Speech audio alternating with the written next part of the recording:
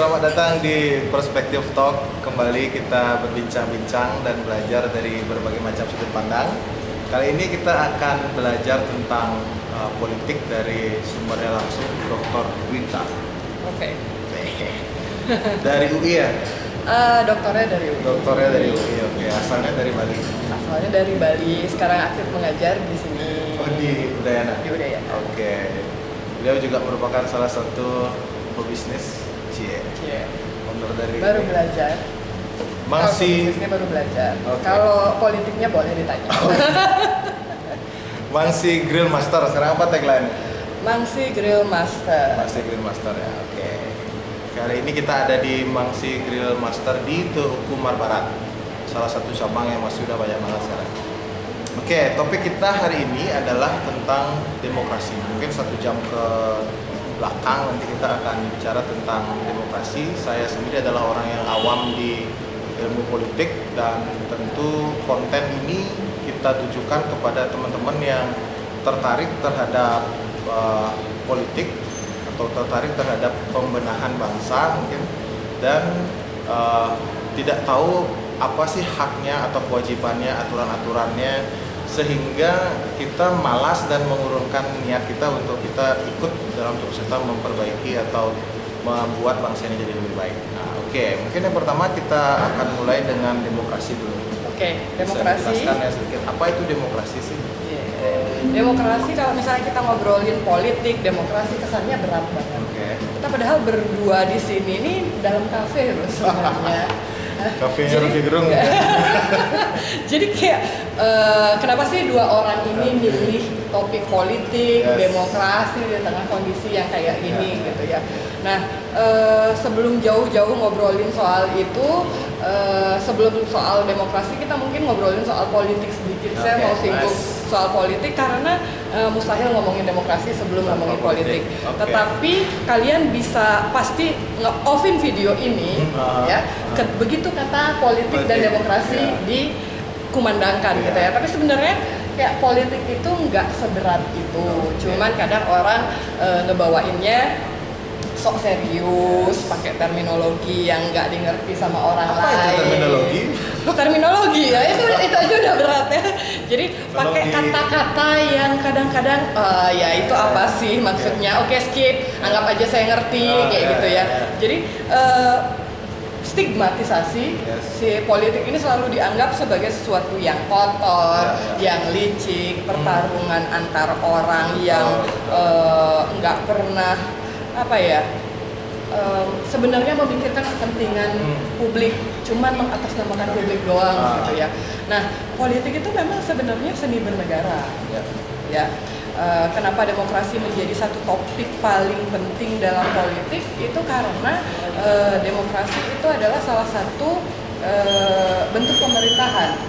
Demokrasi merupakan salah satu bentuk pemerintahan. Kalau umumnya kita ngobrolin soal demokrasi, pasti pengertiannya diawali dengan demos dan kratos.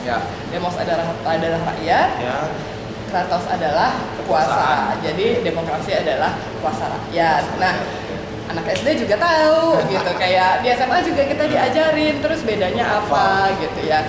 Nah, supaya nggak salah paham, si demokrasi ini adalah salah satu dari bentuk sistem pemerintahan yang ada atau bentuk pemerintahan yang ada.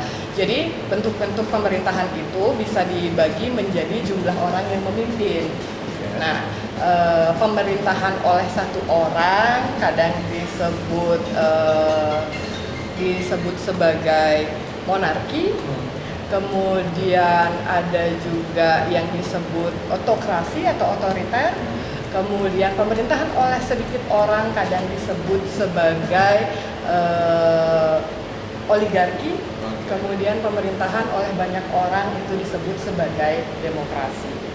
Nah, kenapa pemerintahan oleh banyak orang? Kenapa sih pemerintahan oleh banyak orang?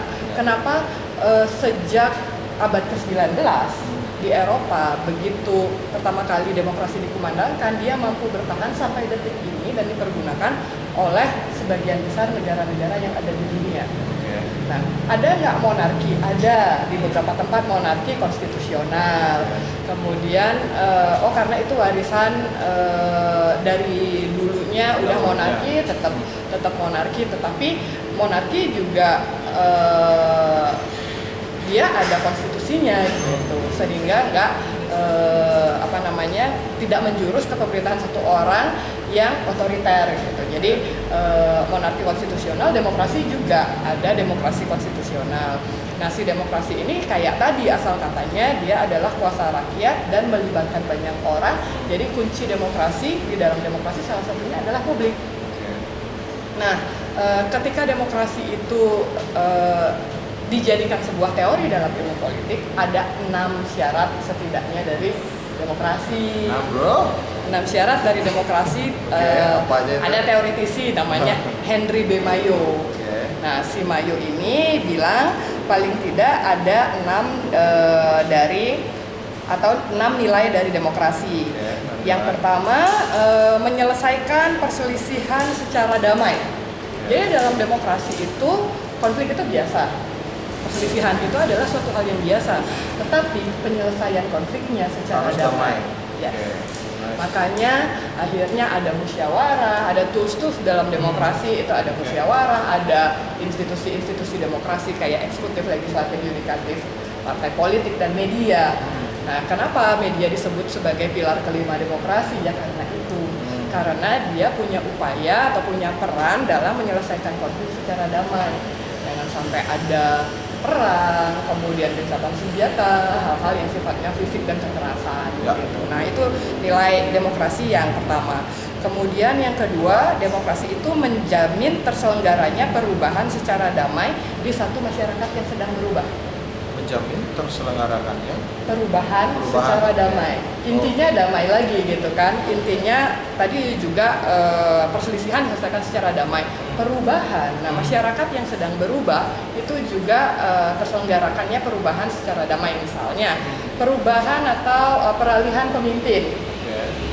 Kalau di banyak tempat, misalnya negara-negara yang tidak menganut demokrasi, rajanya meninggal, kemudian sering kita lihat di film-film kan, terus kemudian ada konflik yang pada akhirnya berdarah-darah. Nah, kalau di demokrasi itu tidak dianut. Nah, dia menjamin terselenggarakannya perubahan di dalam masyarakat itu secara damai. Perubahan itu konteksnya untuk kekuasaan saja atau perubahan budaya misalnya, itu bisa? Semua. Semua perubahan. Ya, jadi ini kan tadi saya udah bilang demokrasi ini kan adalah sebuah sistem pemerintahan ya. Jadi dia harus menjamin publiknya itu menyelenggarakan perubahan dalam banyak hal, kayak transisi kita waktu tahun 98, semuanya melibatkan sesedikit mungkin kekerasan sebenarnya. Demokrasi itu semangat mereka adalah pelibatan publik dan terselenggaranya segala hal itu dengan damai. Sebenarnya gitu. Berdua, kata kuncinya adalah perubahan secara damai. Oke, kemudian yang nomor 3 adalah pergantian pemimpin secara teratur. Jadi ada periodisasi si pemimpin itu memimpin. Jadi kayak di Undang-Undang Dasar kita juga itu ada presiden 5 tahun sekali, kepala daerah 5 tahun sekali. Jadi sirkulasi kekuasaan itu harus ya. Dan itu temponya ditentukan. Tidak ada presiden seumur hidup? Nggak ada. Kalau di demokrasi nggak ada. Dulu? Makanya disebut ketika dia menasbihkan dirinya sebagai presiden seumur hidup, disebut sebagai demokrasi terpimpin. Yang oleh banyak teoritisi menyebut itu bukan demokrasi. Nah, karena terpusat di satu orang, nggak ada rencana untuk tidak ada pergantian pemimpin selama beberapa lama. Oke. Yang keempat adalah membatasi pemakaian kekerasan secara minimum. Membatasi secara pemakaian kekerasan secara minimum. Oke, aparat negara yang memegang yang memegang kewenangan untuk pegang senjata itu cuman 1% dari total penduduk misalnya. Nah, jadi penggunaan kekerasan itu sulit untuk menangani sesuatu karena kan sebenarnya yang diinginkan di sini adalah damai kan. Ketika misalnya ada penggunaan kekerasan yang boleh optimal dari negara, itu akan jadi permasalahan. Ya. Jadi apakah ada alat negara yang memegang fungsi untuk penggunaan kekerasan ini? Ada, tapi sangat minimum. Oke. Itu diatur dan dibatasi sehingga kekerasan agak sulit terjadi gitu ya. Iya, kekerasan itu baik oleh negara maupun di masyarakatnya itu sangat dibatasi. Kalau enggak emang sesuatu yang sangat-sangat perlu banget untuk penggunaan kekerasan itu diusahakan jangan deh. Ya. Itu semangatnya demokrasi. Yang kelima, mengakui serta menganggap wajar adanya keanekaragaman. Oh, Oke. Jadi ini nilai radikal demokrasi tidak yang akan hidup di kelima. sini. Keanekaragaman. Jadi si demokrasi ini mengakui adanya keanekaragaman. Mau ada pemikiran radikal ya itu bagian dari keragaman gitu. Berarti di-accept juga berarti. Seharusnya dia menjadi sebuah varian di dalam masyarakat, tetapi sejauh dia tidak melakukan kekerasan dan tidak melanggar nilai-nilai damai tadi, atau mereka adalah kelompok yang ingin melakukan kekerasan secara masif, yaitu jadi melanggar nilai demokrasi. Tetapi kalau soal pemikiran, ada yang berpikir saya misalnya dengan Hendy berbeda pandangan, yaitu dianggap sebagai sesuatu yang wajar. Keanekaragaman pemikiran, keanekaragaman ras, suku, dan apapun itu di dalam demokrasi dianggap wajar, dan orang-orang yang tidak dapat menerima perbedaan atau keanekaragaman itu perlu ditanyakan kembali ke pemahamannya terhadap demokrasi. Bagaimana ketika pada saat lampau Indonesia sempat mengalami sebuah agama yang tidak diterima di Indonesia, itu gimana? Jadi ini nggak nyambung dong artinya. Iya. Jadi nggak dapat dong. Iya betul. Kan ada kita ini ada 6 dan nggak bisa dipisahin satu sama lainnya. Ya, harus dia 6 ini sebuah negara baru bisa disebut demokratis apabila dia 6 ini terpenuhi semuanya. Nah, ketika misalnya tadi kita sempat di awal saya nyebut ada monarki konstitusional, kemudian ada demokrasi konstitusional. Demokrasi si 6 ini terframing oleh konstitusi atau oleh aturan. Nah, di aturan ini ada aturan tentang bagaimana kita beragama. Jadi ada orang yang bilang, oh demokrasi kita adalah demokrasi yang bebas tetapi di dalam frame Pancasila, misalnya seperti itu. Nah, frame-nya itu apa gitu? Nilai dasarnya memang si 5 ini, tapi konstitusinya apa? Kemudian ada aturan-aturan turunannya gitu. Tapi sepanjang itu hanya perbedaan cara beribadah, kemudian tidak menimbulkan kekerasan, kemudian tidak ada persekusi, harusnya nggak ada masalah. Tetapi yang kemudian jadi persoalan adalah kelompok-kelompok tertentu tidak dapat menerima kalau ada perbedaan nilai dasar dari agama yang bersangkutan. Tetapi sejauh ini di Indonesia ada 6 agama yang hidup, dan setelah konflik ekonomi yang dibungkus syarat beberapa waktu yang lalu, itu sepertinya untuk konflik yang pure karena agama gitu ya, karena muatan agama, karena perbedaan agama kayaknya enggak. Ya, selalu kita lihat yang ada di Indonesia akar konfliknya adalah ekonomi. Oke, yang ke-6 sekarang. Oke. Terakhir. Yang ke-6 saya harus lihat contekan. Karena ini teori ya, nanti kalau salah. Yang terakhir adalah menjamin tegaknya keadilan. Menjamin tegaknya keadilan. Ya, jadi betul. Hukum menjadi tools yang paling penting di dalam proses demokrasi. Yang tadi itu frame-nya. Siap. Oke, Nah, ini banyak banget yang bisa kita bahas dari 6 ini sebenarnya. Cuman supaya topiknya menjadi lebih realistis dan mengena pada masyarakat umum gitu, kita tidak akan terlalu kritis di teori ini. Nah, sekarang saya sebagai Dewan Perwakilan Rakyat yang tidak tahu tentang politik gitu, Anda mewakili rakyat yang tidak tahu gitu ya. Rakyat terutama rakyat YouTube gitu. Oke, sekarang gini, pemilu gitu ya. Salah satu komponen dari demokrasi tentunya ada pemilihan pemimpin. Iya, terselenggaranya pergantian pemimpin secara berkala. Ya, betul, kan itu.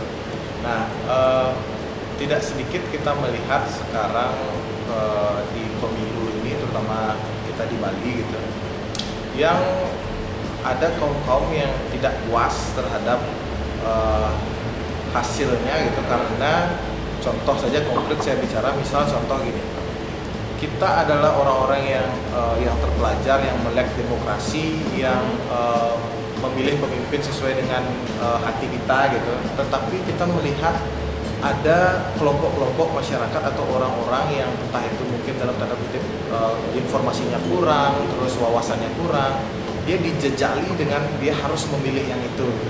Nah, bagaimana Dr. Dwitna melihat fenomena itu terjadi di sini gitu? Apakah itu merupakan sebuah kewajaran atau itu merupakan sebuah pendidikan politik yang kurang atau seperti apa? Oke, saya balik ke awal, kunci dasar dari nilai demokrasi ada pergantian pemimpin secara berkala, itu harus. Nah, kayak pemilu, pilkada itu harus karena dia bagian dari demokrasi.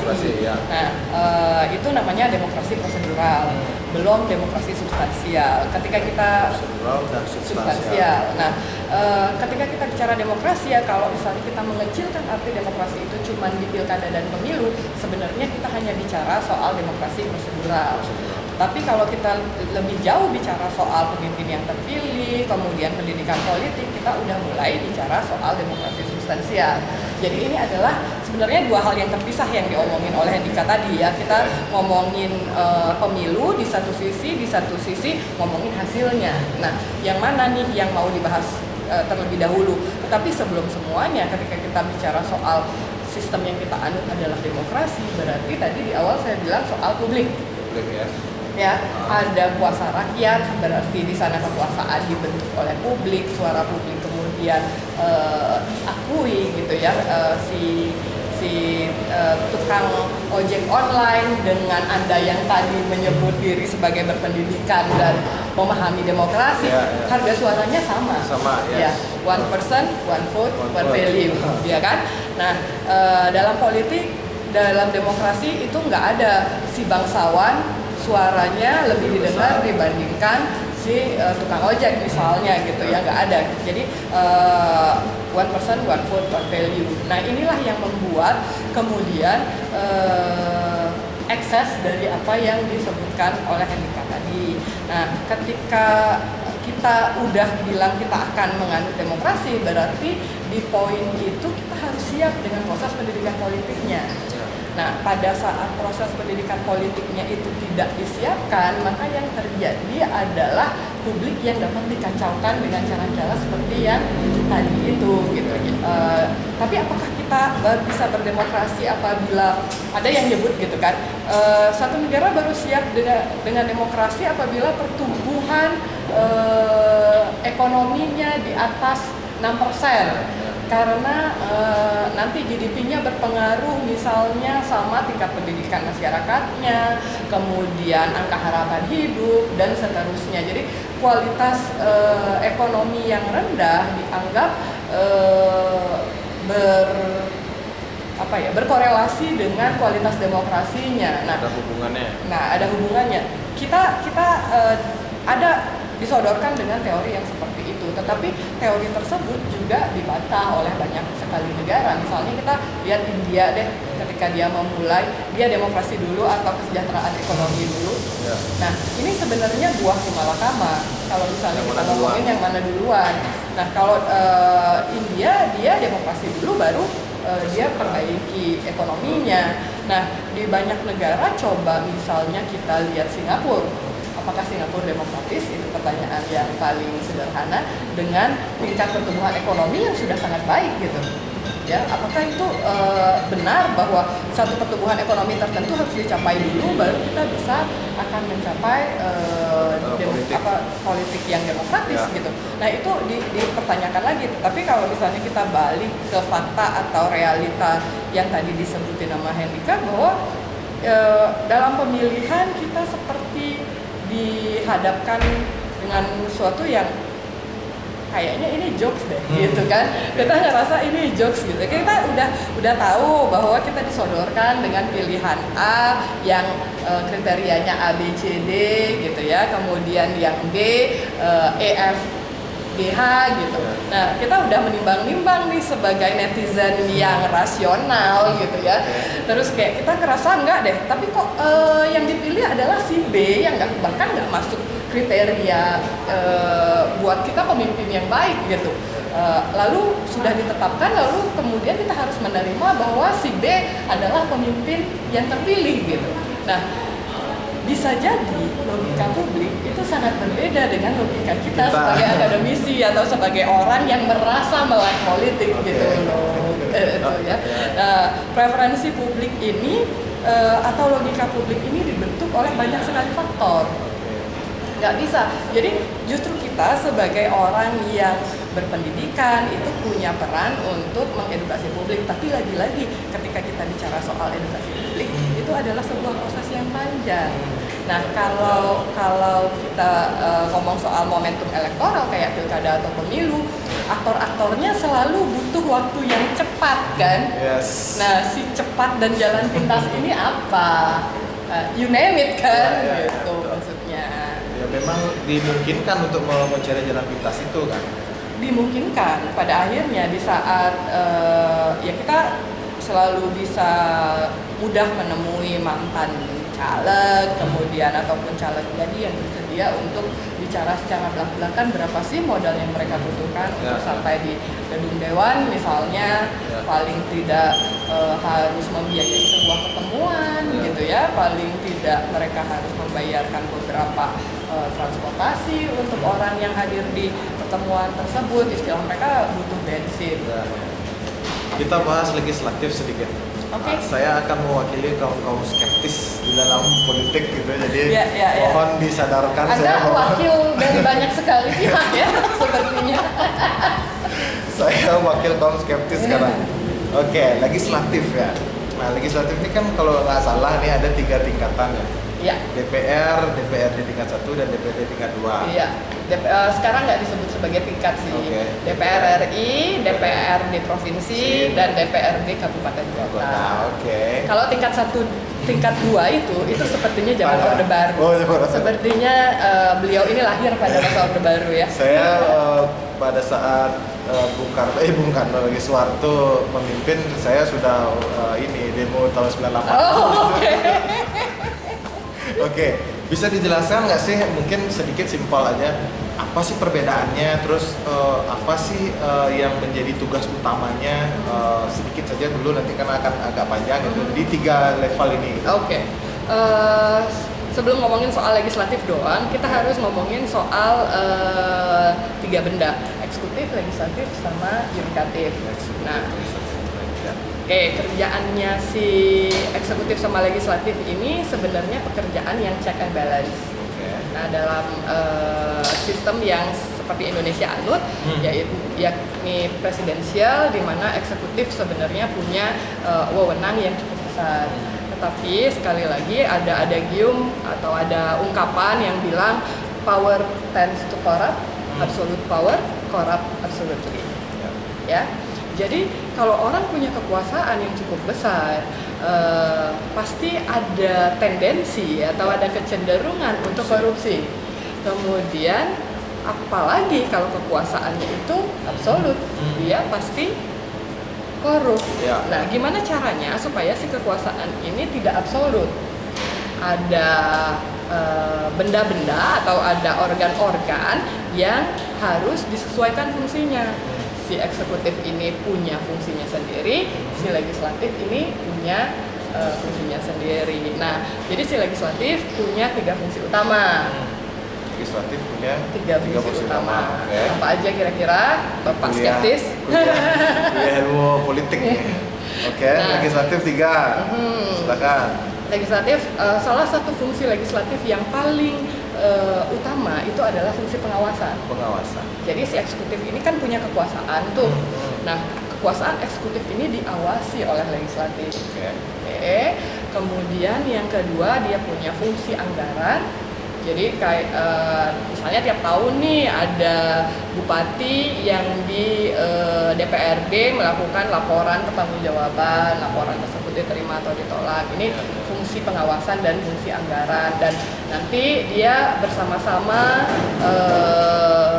dengan eksekutif atau legislatif bersama-sama dengan eksekutif menentukan budget dari ABC ini apa aja gitu, berapa aja gitu. Jadi nggak bisa cuman satu satu Dari sayap eksekutif aja. aja, Jadi ada fungsi anggarannya, kemudian pengawasan udah, anggaran udah, dan yang ketiga adalah fungsi pembentukan peraturan. Oh iya. Ya kan? Jadi kalau misalnya kita Rancangan lihat undang-undang gitu ya. kita lihat undang-undang ini inisiatif pemerintah atau inisiatif dewan. Ya, Makanya cara mengukur kinerja dari dewan itu adalah berapa inisiatif undang-undang yang mereka Disahkan. ajukan dan kemudian berapa yang diselesaikan.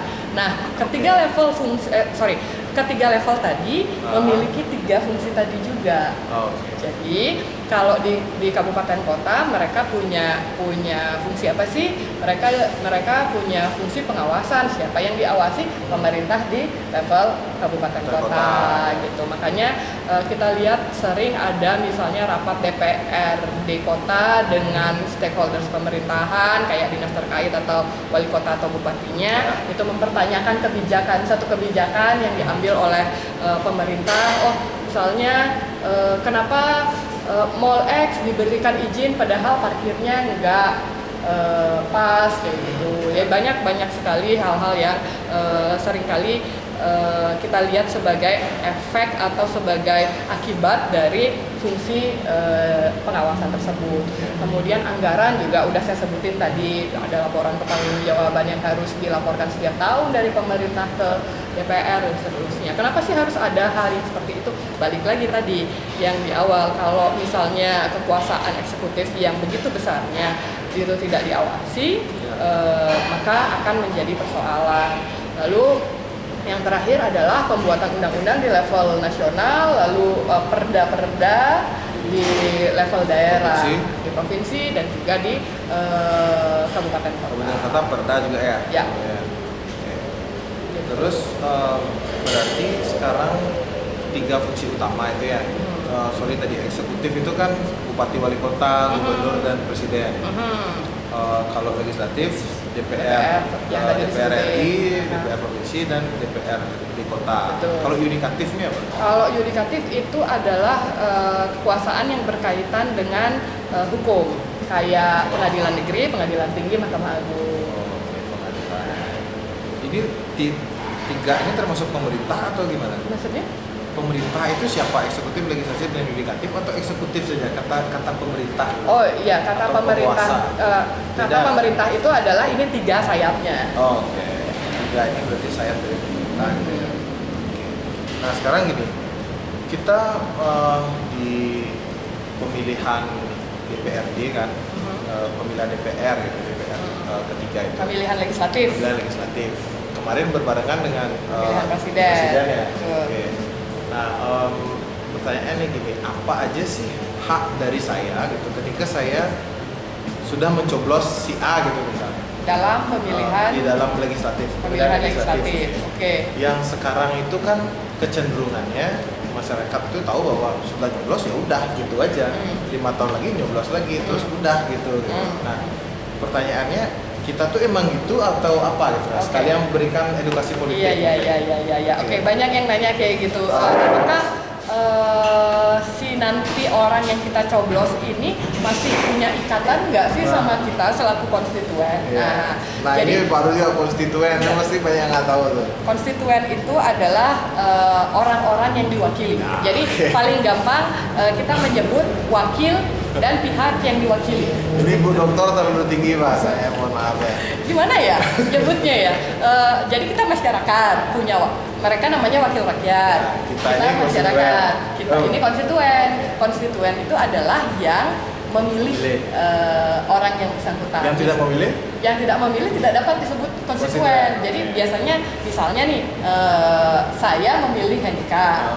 Nah Hendika akhirnya terpilih nih duduk di DPRD kota misalkan seperti itu. Nah saya ini konstituennya Hendika. Nah tetapi kalau ada teman saya yang dia tidak menggunakan hak pilihnya, dia tidak bisa disebut sebagai konstituen. Yes, ya. silakan. Nah, jadi hubungan antara wakil dan yang diwakili ini dan masyarakat. Ini kan tadi kalau di demokrasi kan pemerintahan oleh banyak orang. Gimana caranya pemerintahan oleh banyak orang? Sementara kan sayapnya cuma ada itu. Ya. Nah, jadi rakyat ini diwakililah. Makanya ada yang disebut sebagai demokrasi perwakilan dan demokrasi langsung. Kalau demokrasi langsung kita nggak mungkin menampung jumlah masyarakat Bali yang hampir kita sekarang 4 juta, hampir 4 juta ini di satu tempat kan. Ya, jadi ada yang namanya perwakilan. Nah, mekanisme perwakilan suara rakyat ini dideliver atau disampaikan melalui orang-orang yang dipilih tadi lewat lembaga legislatif untuk ngawasin si kekuasaan, kayak gitu sebenarnya semangatnya. Nah, maka dari itu kalau di kita sebenarnya hubungan antara yang terwakili dengan yang diwakili itu sangat erat. Sangat erat, tetapi sayangnya orang-orang seperti netizen skeptis tadi itu arah apa sih gitu. Padahal kalau misalnya kita teliti lebih jauh, banyak yang melakukan penelitian soal hal ini ya, ada hubungan yang sangat kental antara mereka yang merasa sebagai konstituen satu orang itu dengan kebijakan yang diperjuangkan oleh yang wakilnya ini gitu. Misalnya, saya kebetulan tinggal di Denpasar Utara. Katakanlah Hendika adalah caleg terpilih dari Denpasar Utara, dan saya adalah orang yang memilih Hendika. Dia beberapa kali datang ke Banjar saya misalnya untuk memberikan janji-janji politiknya pada saat pemilu. Kemudian saya sebagai warga memintanya untuk menandatangani kontrak politik, bla bla bla bla bla. Nanti dia akan bilang bahwa fungsi saya adalah fungsi legislasi, bukan fungsi eksekusi, tetapi saya akan memperjuangkan aspirasi Mbak gitu ya, agar eksekutif mau memperhatikan apa yang ada di lingkungan Mbak, misalnya seperti itu.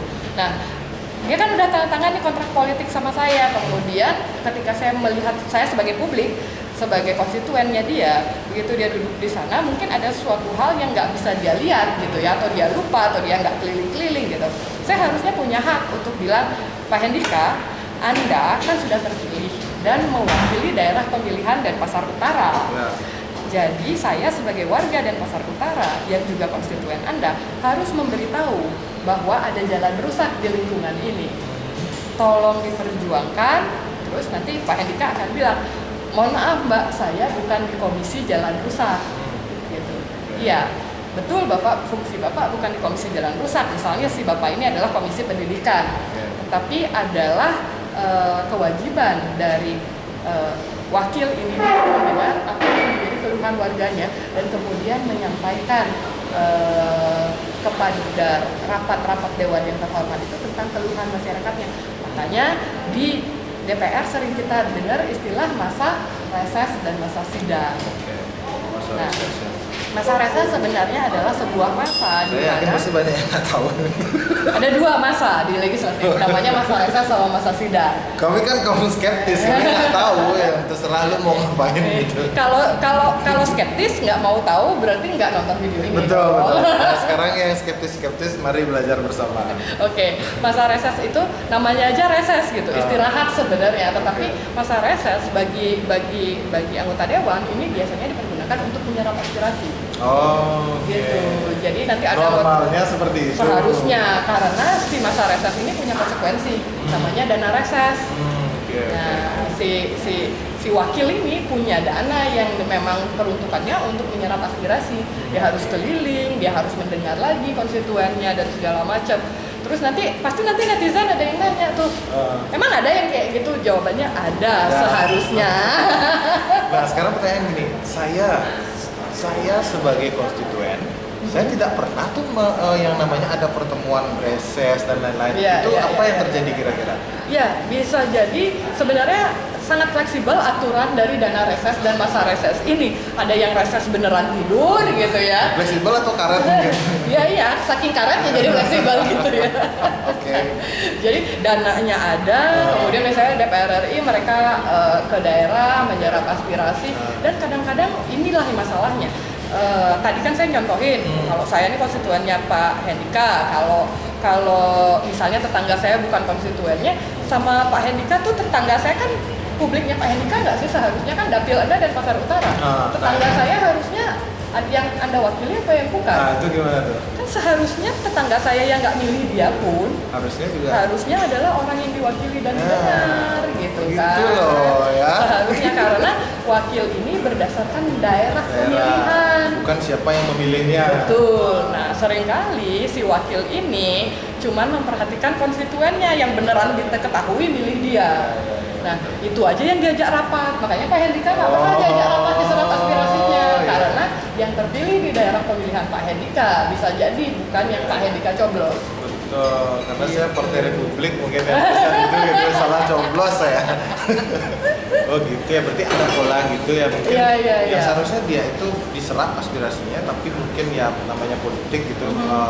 Dia juga bebas menentukan gitu kan. Dia tidak terserap aspirasinya gitu, karena dia dianggap mungkin bukan basisnya di sana gitu. Sekarang saya cuma mau tanya sederhana, Pak Hendika KTP dan pasar apa Tabanan? Pasar mana? Pasar Timur. Kecamatan dan Pasar Timur. Tahu nggak wakil rakyat di DPRD kota yang asalnya dari Pasar Timur? Pasar Timur. Siapa yang duduk? Ketuanya. Ketuanya. Dari Puri itu. Nah, apakah Pak Hendika dulu pernah diundang untuk reses gitu? Ya, pernah diundang sama untuk sekali reses. Pernah paling tidak bertatap muka, paling tidak, atau tahu misalnya nomor telepon yang harus dihubungi kalau ada keluhan. Nah, sebenarnya platform untuk penyerapan aspirasi kan sekarang juga berkembang dengan era digital kayak gini gitu loh. Banyak banget cara untuk menyerap aspirasi yang bisa dilakukan tanpa harus bertatap muka. Makanya saya nanya tadi, tahu apa enggak? Tahu. Oke, yang mana orangnya? Yang itu gitu ya. Tapi pernah tatap muka enggak? Enggak, kenal aja enggak. Habis itu skeptis gitu. Ya, betul. Ya kan? Padahal sebenarnya dengan kita ngomong digitalisasi, kita ngomong wah sekarang zaman udah maju, ini tahun berapa ya, bla bla bla gitu. Padahal kita juga sendiri nggak peduli. Ada nggak sih platform-platform untuk itu, misalnya Twitter aduan, atau misalnya ada nomor-nomor khusus yang memang diperuntukkan oleh wakil kita untuk menyerap aspirasi di daerah yang bersangkutan gitu, di dapil itu gitu. Jadi selama ini yang masih bisa berteriak dan bersuara keras ya cuman media ya yang untuk mengkritik mereka kalau misalnya kinerjanya nggak baik. Tapi sebenarnya kita punya hak apa enggak? Kita punya hak. Iya. Tuh pelajaran banget tuh. Nah, jadi sebenarnya aspirasi kita itu seharusnya dan sewajarnya diserap oleh DPR itu kan atau legislatif itu. Gitu. Tapi kadang-kadang gini, Hendika, yang bikin masyarakat sebel adalah kita udah capek-capek ngumpulin persoalan, nyari nomor aduan dan seterusnya. Yang jawab mesin. Yang jawab mesin, terus pasti ininya akan template sekali gitu atau sangat-sangat ngambang jawabannya. Itu kan jadi persoalan sendiri yang pada akhirnya buat kita ini apa sih, besok nggak usah deh lagi gitu.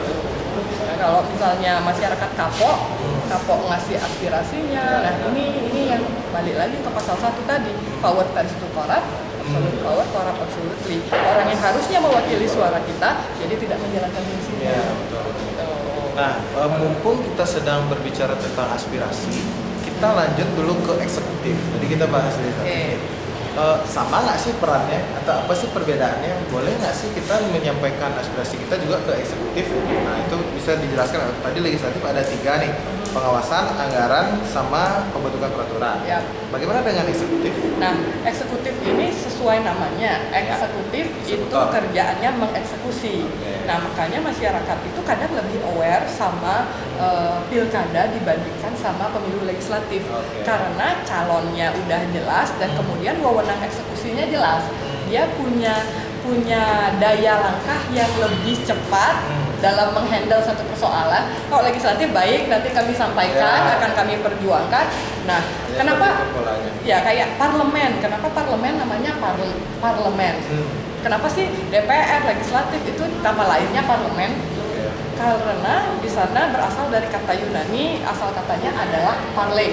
Parle itu artinya ngobrol-ngobrol. Nah, jadi kekuasaannya atau kekuatannya si legislatif ini sampai di ngobrol-ngobrol. Nah, kalau eksekutif ini enggak. Terus kita hanya diberikan omongan saja selama ini. Makanya, gitu. Nah, tapi kan kayak di dalam demokrasi yang paling penting yang juga sering terlewatkan, terutama buat kaum perempuan ya. Mereka sering kehilangan suaranya.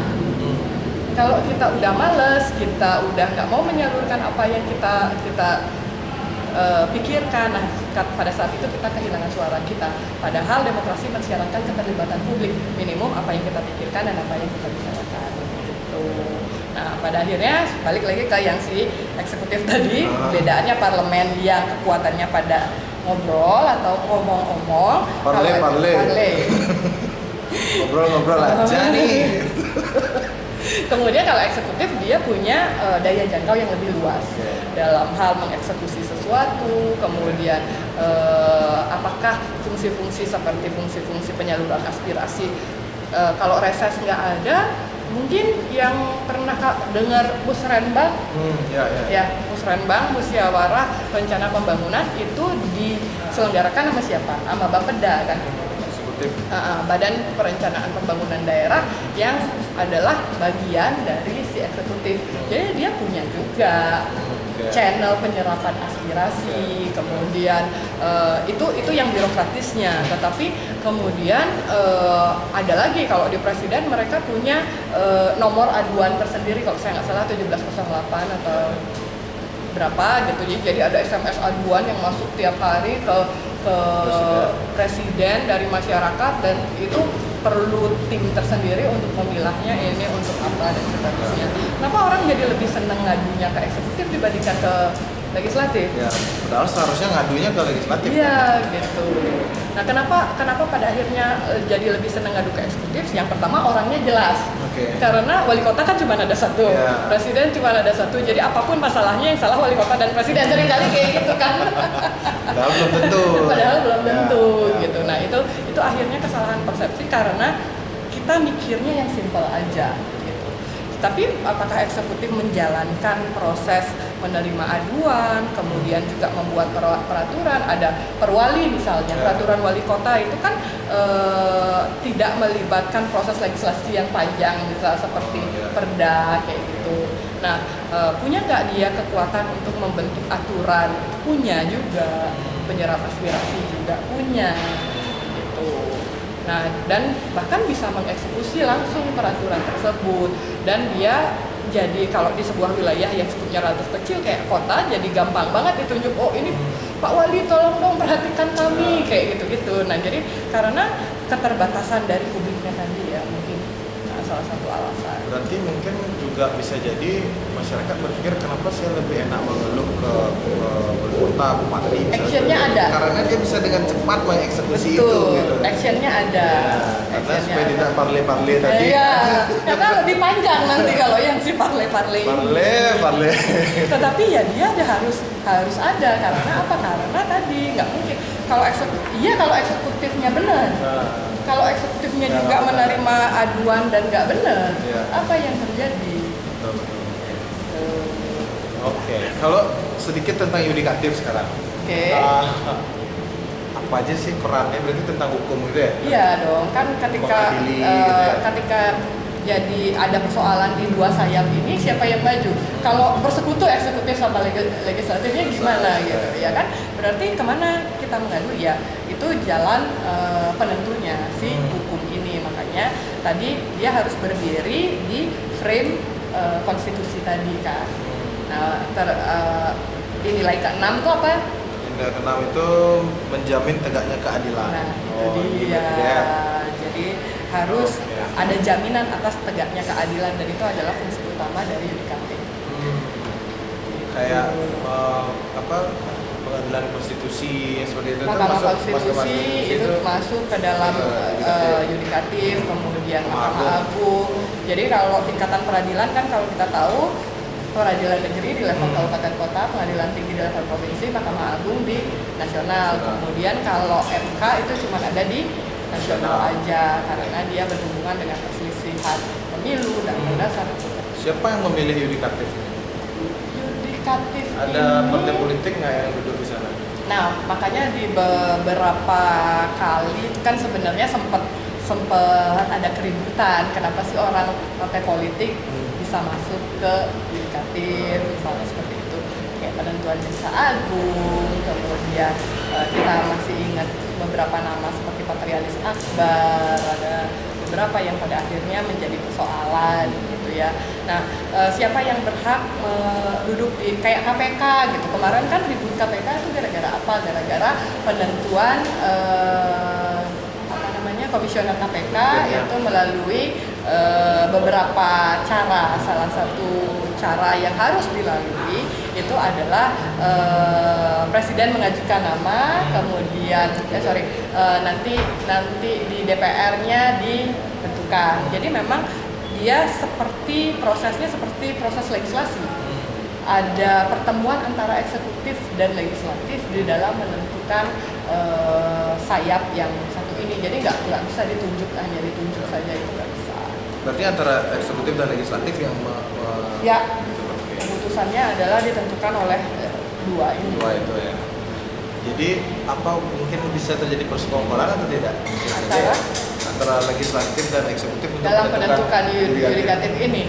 Ya, mereka pasti tidak mau mengakui itu sebuah persekongkolan gitu ya. Tetapi terlalu kasar lah juga kalau kita bilang persekongkolan. Kadang-kadang ada gini, oke, sidang diskors untuk lobby, kayak gitu kan. Nah, ada lobby di sana supaya nggak ada deadlock, kan parli.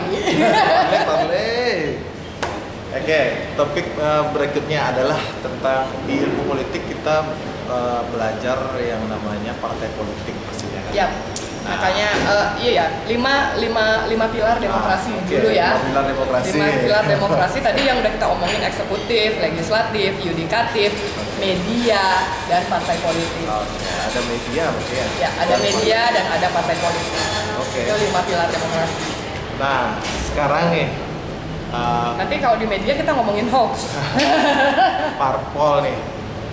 Terus terang kami dari kaum skeptisme sama sekali tidak mengerti apa itu partai politik, dan yang kami tahu hanyalah informasi dari media yang bahwa ini ada persekongkolan dengan ini terjadi itu gitu. Nah, bisa nggak diberikan sedikit penjelasan yang bening gitu, yang clear tentang sebenarnya apa sih partai politik itu? Gitu? Oke, partai politik ya. Partai politik itu adalah perkumpulan gitu ya. Nggak bisa dibilang perkumpulan, organisasi gitu ya, yang memang bertujuan untuk merebut kekuasaan. Oh gitu, berarti memang dasarnya adalah sebuah perkumpulan yang ditujukan untuk merebut kekuasaan. Secara konstitusional memang.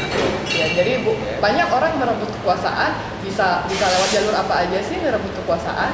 Salah satunya bisa lewat jalur makar atau yang konstitusional, atau mau coup gitu ya, kita sering menyebutnya kudeta atau apa gitu. Nah, tetapi kalau partai politik ini kan toolsnya negara untuk mencapai pergantian pemimpin secara damai. Tools yang resmi berarti. Tools resmi, makanya disebut konstitusional. Organisasi yang sah konstitusional harus ada di sebuah negara untuk mencapai kekuasaan.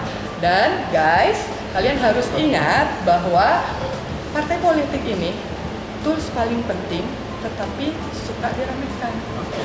Nah, coba jadi anggota parlemen bisa non partai politik ya, jadi anggota DPR, DPRD, kota dan provinsi nggak bisa, walaupun dia perwakilan wilayah, dia harus dari partai apa. Nah, itu satu. Kemudian yang kedua, presiden boleh calon independen apa enggak? Jawabannya enggak. Terus tadi si yudikatif ditentukan oleh presiden dalam selaku eksekutif, kemudian dengan si legislatif. Si legislatif ini akarnya adalah partai politik, si eksekutif pun akarnya adalah partai politik. Jadi banyak orang ngelihat si partai politik ini sebagai sesuatu yang menyebalkan, kotor, enggak banget, pokoknya yang segalanya yang jelek-jelek.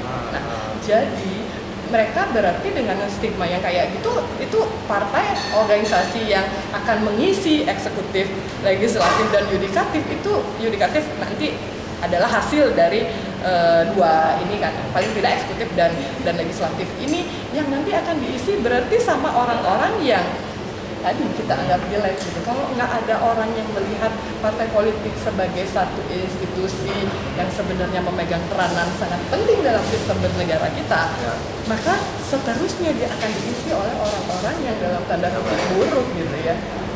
Gitu. Jadi jangan memandang, kalau saya sih bukan orang yang setuju dengan deparpolisasi ya.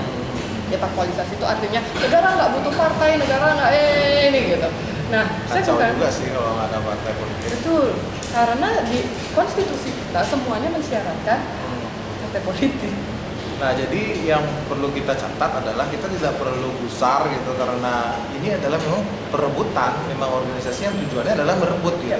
Entah yang baik merebut yang jelek atau yang jelek merebut yang baik. Makanya kuncinya adalah mengisi partai politik ini dengan lebih banyak orang baik. Nah, kenapa sih partai politik ini selalu dikaitkan dengan nilai-nilai yang buruk, bla bla bla, distigmatisasi supaya jelek? Jangan-jangan memang ada orang yang membuat itu supaya lebih sedikit orang yang masuk partai, lebih mudah persaingannya ke level-level eksekutif dan legislatif. Bisa jadi seperti itu. Tetapi apakah memang ada masalah di partai kita? Betul, ada masalah di partai kita. Tetapi yang perlu saya ingatkan, yang perlu menjadi poin pendidikan politik di sini adalah partai politik adalah institusi kunci, salah satu institusi kunci dalam demokrasi, dan jangan alergi dalam sama partai politik, karena salah satu faktor yang mengendalikan kehidupan berpublik kita gitu ya, ngatur harga BBM nantinya, yang ngatur kita boleh keluar rumah harus pakai masker dan seterusnya pada saat corona, itu adalah orang-orang yang sumbernya dari partai politik. Betul sekali.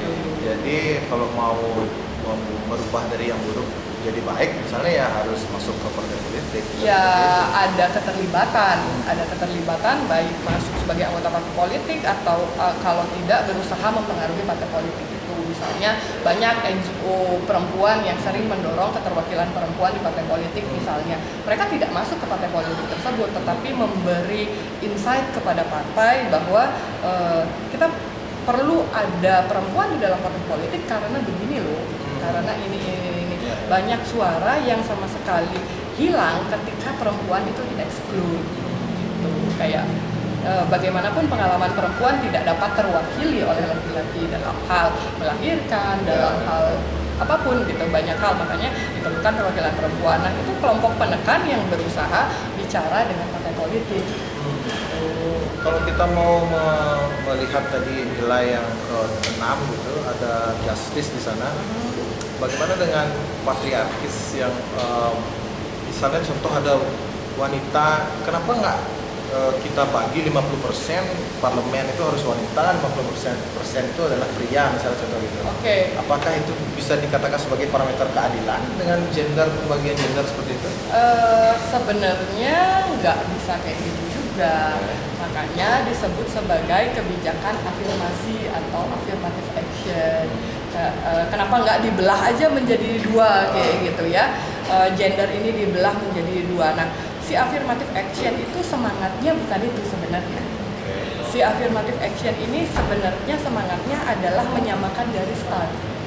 Nah, kenapa ada kuota 30% perempuan? Itu karena memang sebelumnya jumlah perempuan di parlemen itu bisa, apalagi di Bali, itu kurang dari 10%. Nah, jadi aturan hanya boleh mencampuri sampai level pencalonan.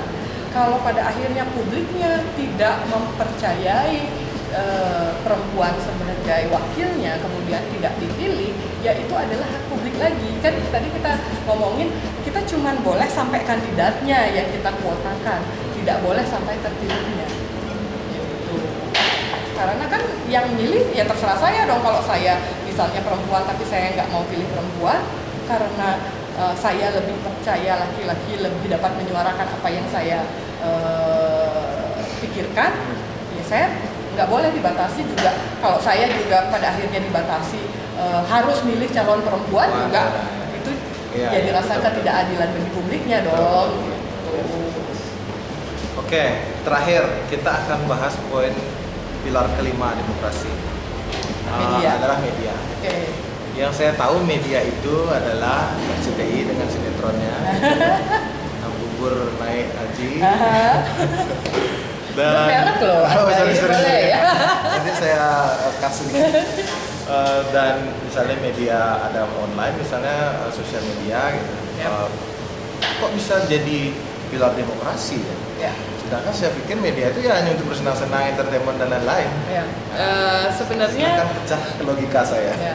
Oke, jadi sebenarnya di media ini yang selalu ada, selalu hadir, baik kita di Instagram, di Twitter, di mana. Memang sekarang kalau kita tanya sama publik ya, media tuh buat apa sih? Cari hiburan gitu ya. Okay. Nah, entertainment jarang banget yang buat media selain nyari hiburan buat apa sih? Kamu dapat informasi dari sana kan. Nah, informasi ini selalu akan jadi wacana. Setiap wacana itu selalu ada pro kontra. Nah, gambar selfie kita aja nih bisa jadi dikomentarin kayak rambut lo jelek banget sih gitu, atau kok bajunya gitu sih atau apa gitu. Nah, selalu media ini menjadi yang namanya ruang publik. Di dalam ruang publik itu selalu ada wacana. Dalam wacana selalu ada pro kontra. Kita nggak bisa bermedia tanpa siap untuk menerima kritik. Lo nggak bisa jadi selebgram kalau lo nggak punya haters, gitu kan. Nah, itu logika bermedia. Nah, di ruang-ruang publik seperti media lah kemungkinan kritik-kritik yang tidak diatur misalnya oleh pemerintah atau misalnya di eksekutif legislatifnya ini sudah dalam tanda kutip misalnya berkomplot. Siapa sih yang karena partai politiknya sama misalnya atau apa, siapa sih yang bisa ini buntu nih suara aspirasi rakyatnya karena dikooptasi misalnya oleh si partai politik tadi, sayap A partai politik, sayap B partai politik, kemudian ini bertemu pada akhirnya partai politik penguasa memaksakan yudikatifnya, deadlock dong ketiga sayapnya ini. Nah, keempat-empatnya udah bersatu membentuk satu sistem yang ajak dan nggak bisa di apa-apain tapi nggak berpihak sama publik. Di mana sih publik kemudian bisa menyuarakan kritiknya dengan masih bebas, memunculkan pro kontra dan seterusnya ya di media itu gitu. Bahwa dia punya fungsi entertainment dan orang saat sekarang ini lebih suka entertainment dibandingkan informasi, ya itu terserah. Tetapi semua media, terutama media informasi, dia harus punya prinsip yang namanya cover both side kan. Nah, ini yang tidak boleh dilupakan oleh media. Kemudian menulis suatu berdasarkan fakta, kemudian harus dua sisi terakomodir. Nah, ini juga bagian tugas berat dari media itu sendiri sebenarnya. Mengangkat isu sedikit yang diupdate oleh teman kita dari salah satu sosial media gitu yang mungkin tidak perlu kita sebutkan namanya, adalah tentang perbincangan, memang ini ranahnya private, kita tidak perlu sebutkan subjek gitu. Ada yang sedang viral kira-kira minggu lalu kalau nggak salah, itu adalah tentang sebuah grup wartawan gitu yang di mana salah satunya menyebutkan bahwa ketika dia tidak pro, dia harus disingkirkan gitu. Nah, bagaimana seorang Dr. Dwita melihat hal tersebut dari sisi akademis dulu? Oke. Sebenarnya lebih punya otoritas ngejawab ini adalah teman-teman dari ilmu komunikasi ya. Ilkom, yes. Ya, dari Ilkom. Tetapi kalau misalnya saya sebagai political scientist ngelihat ini kan sudah mengarah ke tadi ya, ke deadlock yang seperti kita obrolin. Kalau media juga kehilangan suaranya untuk kritisme media misalnya hilang gitu, atau menyuarakan suara publik yang agak ke berlawanan, ya itu berarti harus kita berbelasungkawa ya karena berarti demokrasi itu bisa mengalami kemunduran karena dia kan salah satu pilar. Dan dia pilar demokrasi, ketika kekuasaan mencoba untuk menguasai si pilar demokrasi ini agar opininya sama, berarti demokrasi kita mengalami kemunduran. Ya kalau dinilai dari side yang itu saja, tetapi kalau kita melihat side yang lain, misalnya etika jurnalistik misalnya, apakah screenshot itu adalah suatu hal yang legal misalnya ya. seperti itu, ya mungkin kita bicara soal hal lain lagi. Bahkan itu tidak kita- legal sebenarnya kalau dari sisi penyebaran konten ya, secara undang-undang ITE itu tidak legal untuk disebarkan gitu. Betul. Cuman ya kita nggak tahu juga dampak-dampaknya, dan kenapa dia berani nge-share itu juga saya kurang tahu. Iya. Tapi menarik sih. Ya, itu adalah fenomena yang menarik lagi kalau dibicarakan dari sisi ilmu komunikasi mungkin ya, karena dia bisa lebih mengupas itu secara teori, etika jurnalistik, kemudian apa yang berlawanan dengan apa sebenarnya, ini yang salah siapa, kayak gitu. Tetapi kalau misalnya dari screenshot dan dari pembicaraan itu mengarah ke arah di mana ada penyeragaman opini media. Nah, penyeragaman opini media inilah yang membuat kalau media mati suri dalam proses pewacanaan publik dan berusaha dikooptasi oleh kekuasaan, itu yang jadi persoalan bagi demokrasi. Ya, ya. Kita lihat gambaran besarnya, tapi saya sekali lagi tidak tahu detailnya seperti apa dan bagaimana, dan saya juga tidak ingin berpihak kepada pihak manapun. Tetapi jika ada fenomena sejenis gitu ya, jadinya demikian. Oke. Nah, di bisnis media kita tahu sendiri itu untuk membuat media itu hidup tidak mudah gitu. Betul. Tidak mudah dan butuh perjuangan yang luar biasa. Anda curhat? Tampaknya ada yang curhat. Nah, bagaimana dengan bagaimana seorang Dr. Dwita ini melihat ekosistem yang ada di Indonesia, entah itu media lokal, media nasional, tentang apakah dia sudah bisa disebutkan sebagai cocok untuk disebut sebagai pilar demokrasi, sudah baik atau belum, atau seperti apa melihat dari isu tadi itu, bahwa media itu sulit loh hidupnya gitu. Dan kalau ada tawaran dari penguasa gitu, mau tidak mau mereka akan happy gitu, dan otomatis kritisme akan menurun gitu. Nah, menurut Dr. Dwita, apakah di Indonesia sudah dikatakan bahwa salah satu pilar demokrasi yaitu media ini sudah cukup baik untuk sebagai pilar demokrasi? Iya, oke. Kalau misalnya kita ngomongin soal media dan pemerintah, lalu kaitannya ya kayak kita tahu sekarang media-media besar itu siapa aja ownernya, kemudian pada akhirnya apa aja kontennya, itu sepertinya kita dapat mengkorelasikannya. Tetapi gini, kita bisa melihat pembagian Indonesia dan kritisme media ini menjadi banyak sekali time frame ya. Pada masa Soeharto kita tahu ada pemberedelan media. Si pemberedelan media yang parah ini dengan undang-undang pers yang sangat mengekang dan seharusnya orang nggak bisa bersuara dan seharusnya. Kemudian akademisi kan biasanya paling banyak memang bersuara di mana, di media kan. Nah, kalau akademisi disuruh ketemu sama legislatif nanti ngobrol-ngobrol lagi kan. Jadi mereka lebih baik menulis di media, kritis di media dan segala macam. Termasuk pada masa itu ketika pemberedelan media, akademisi yang kritis juga nggak punya wahana, kayak gitu ya. Nah, kita pernah mengalami masa keemasan dari media ini mampu kritis, mempengaruhi pemerintah, sampai akhirnya pemerintah berusaha sekali untuk menggait media dengan era pencitraannya, kalau kita belum lupa. Kemudian akhirnya boom sosial media yang juga berusaha dimanfaatkan untuk pencitraan personal dan segala macam. Tapi ketika source dari media ini begitu banyak, kalau dulu bisa diberedel karena media itu sedikit, kemudian penerbitan itu mahal, ya kan?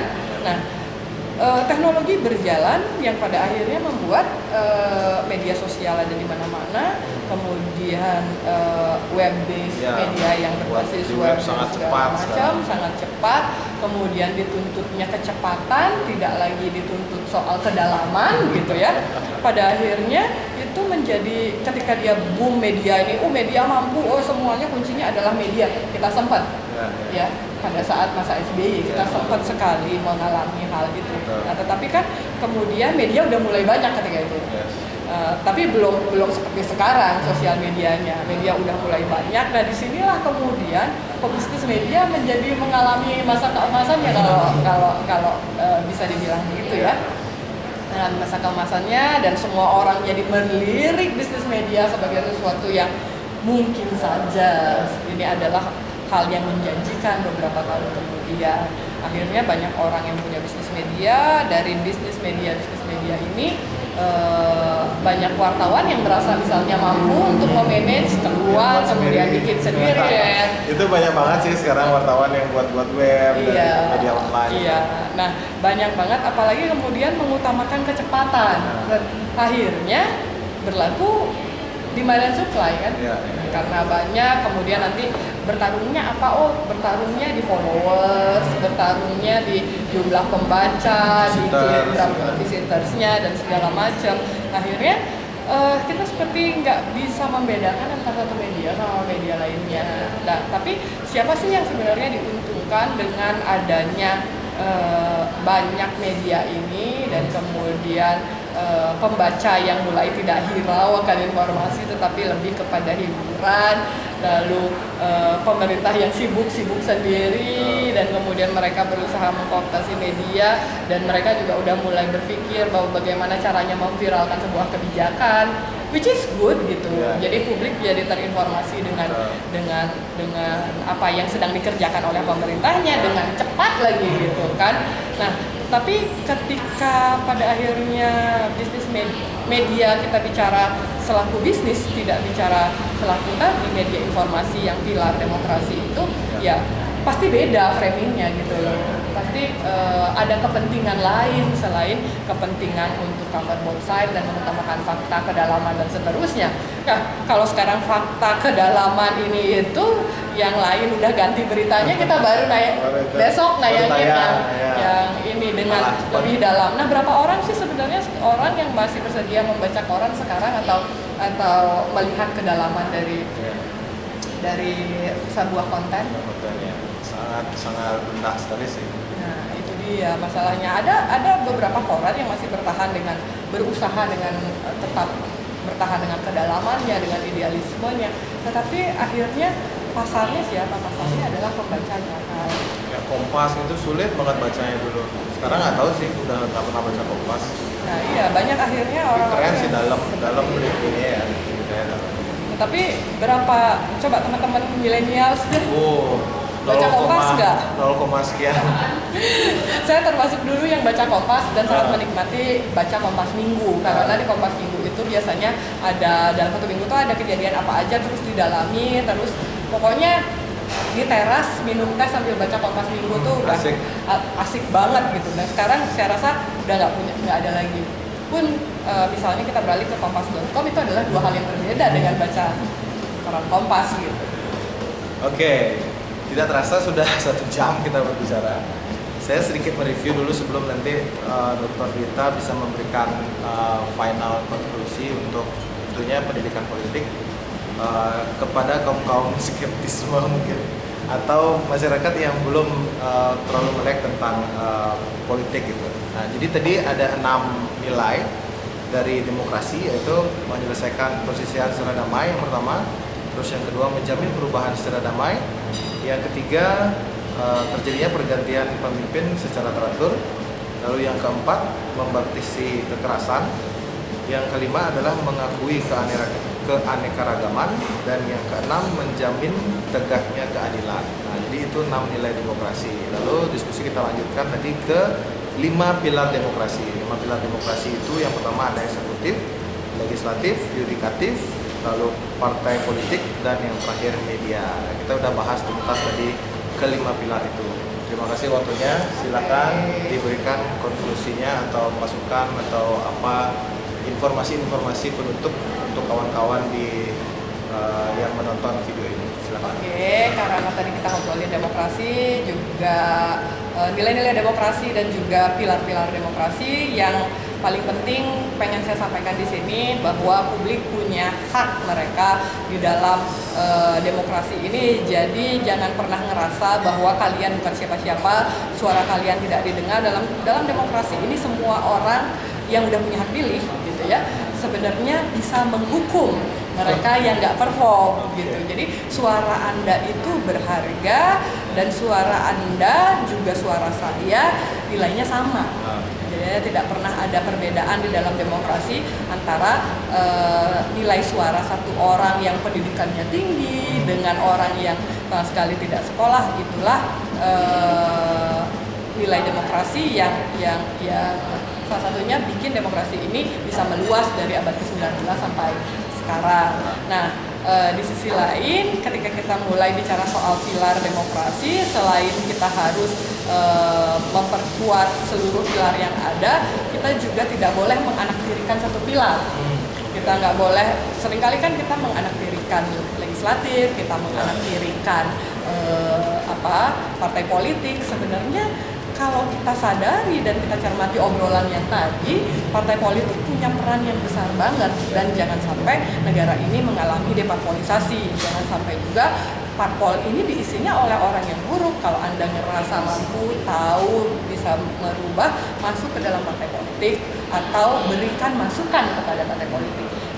Membuat partai politik menjadi lebih baik tidak harus selalu menjadi harus jadi bagian dari partai politik itu, tetapi misalnya kalau dia nggak perform atau dia mengkhianati suara Anda, kan Anda masih punya cara untuk 5 tahun yang akan datang tidak memilih parpol yang bersangkutan. Nah, itu Anda ambil bagian dari pendewasaan sistem politik kita gitu.